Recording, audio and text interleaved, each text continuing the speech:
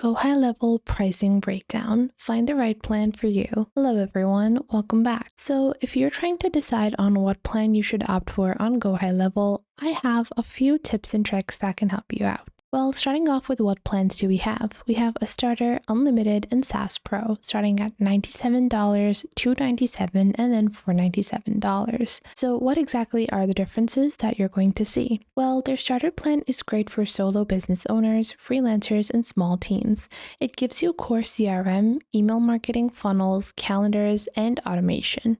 Their unlimited is ideal for growing agencies. Everything in the starter is included. Plus, you get unlimited client sub-accounts, and this is what differentiates the first two plans the most importantly. Because if you are someone that has multiple different clients, then you're only going to be limited to setting up 3 clients on the starter plan. So if you want to set up multiple clients, then the unlimited plan is going to be the plan that you should be opting for. Now, what about the SaaS Pro? This is best for agencies that want to resell GoHighLevel as their own software. This unlocks the SaaS mode, which is software as a service, with rebilling capabilities, advanced API, and more. So, the SaaS Pro is built for those who want to create their own business by using GoHighLevel's backend.